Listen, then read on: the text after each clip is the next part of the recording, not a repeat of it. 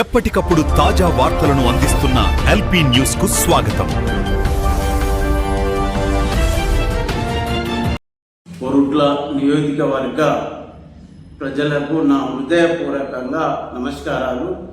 ఏదైతే గత assembly Congress party ticket కోసం నేను ఆశించిన జీవన్ రెడ్డి మతియాస్ గారు జువ్వాడి నరసింహారావును రేవంత్ రెడ్డి దగ్గరికి, రాహుల్ గాంధీ గారి దగ్గరికి పిలిపించడం జరిగింది.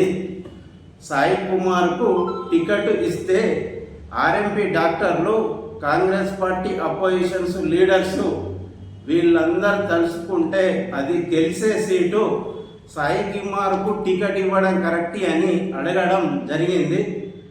దీనికి నిరాకరిస్తూ జువ్వాడి నరసింహారావు గారు ఏమన్నారు అంటే, నేను గతంలో పోటీ వేసి ఓడిపోయి ఉన్నా, నాకు ఓడిపోయిన సానుభూతి వచ్చింది, అయితే ఈసారి నాకు ఇస్తూ నెక్స్ట్ సారి సాయి కుమార్కి ఇవ్వడం అనేది జరిగింది. అయితే నన్ను కాదా అని సాయి కుమార్కి టికెట్ ఇస్తే బీజేపీలో పోయి బీజేపీలో ఉంటూ టీఆర్ఎస్కు మద్దతు ఇస్తూ ఓట్లను చిల్లడగొట్టకుండా నేను ఓడగొడతా అని చెప్పడం జరిగింది. మరుసటిసారి టికెట్ ఇస్తే నేను గ్రౌండ్ వర్క్ వేసి గెలిపిస్తానని చెప్పడం జరిగింది. దీనికి నిరాకరిస్తూ నేను జీవన్ రెడ్డి గారి ఆధ్వర్యంలో, మతియాస్ గారి ఆధ్వర్యంలో మీటింగ్ పెట్టమని డిమాండ్ చేస్తే జువ్వాడి నరసింహారావు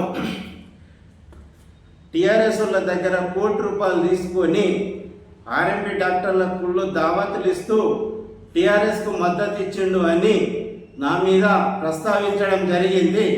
దయచేసి ఎమ్మెల్యే గారు, మీరు జువ్వాడి నరసింహారావు గారికి నేను ఎప్పుడు మీకు టీఆర్ఎస్కు సపోర్ట్ చేసినా దీనికి ఆయన ప్రస్తావించి మీరు జ్ఞాన హృదయం బోధించండి.